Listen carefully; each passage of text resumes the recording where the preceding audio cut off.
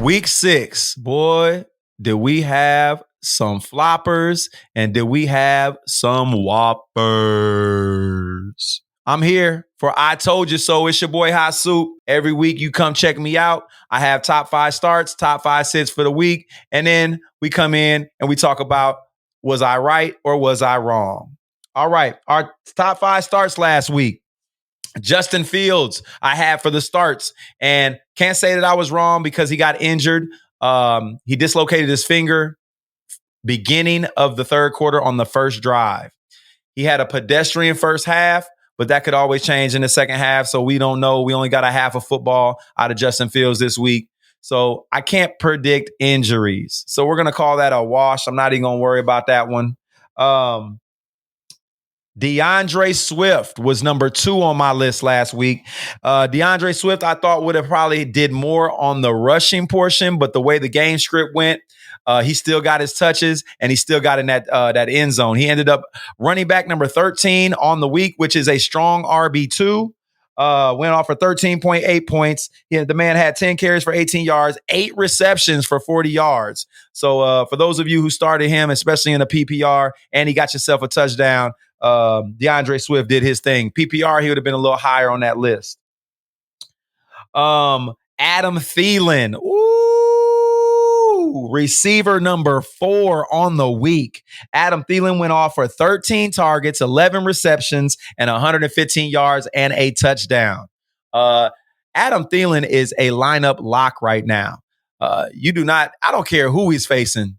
That guy's getting open and he's getting the ball. So now we're going to talk about our top sits for week 6. I had Chris Olave, and I'll tell you, I admit when I'm wrong, man. I'm wrong.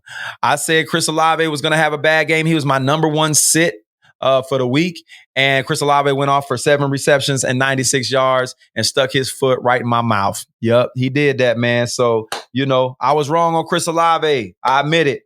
Deshaun Watson did not play, so we're going to scratch him. A.J. Brown, I had on my sit list. However, I had him on my sit list because Sauce Gardner was going to be shadowing him. I put out a quick skit as soon as I found out that Garner was out and told everyone to start A.J. Brown with confidence. A.J. Brown went off, 7 receptions, 131 yards.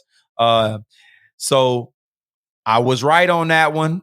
Wasn't wrong. I changed it up for y'all before Sunday, before the game time. We had that skit out on Saturday when we found out that Sauce was out. So I told you so. Dameon Pierce, I said bench him. Dameon Pierce ended up the number 46 running back in scoring this week.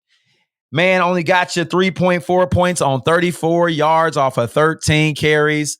Devin Singletary had 51 yards with less carries. And I'm telling you right now, man, it's a changing of the guard over there. I think that Singletary has earned more work. Dameon Pierce will not be getting as many touches. He'll still get the ball, but not as many touches. They're going to be going at running back by committee over in Houston. You heard it here first. And Jonathan Taylor, try to tell y'all, he ended up running back number 24. That is not good enough for RB2.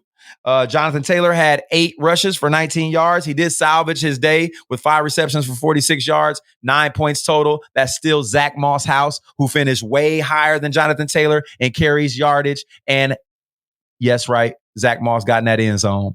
So that is Zach Moss-House still.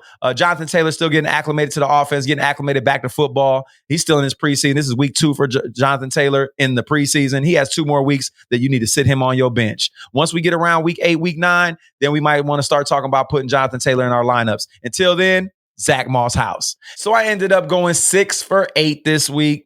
We're not counting the A.J. Brown or the Deshaun Watson since he did not play. Appreciate y'all coming. I try to tell you so. Come check us out for our next episode. Top 5 starts, top 5 sits coming up soon for this week 7. Hot Soup Fantasy Football. Much love.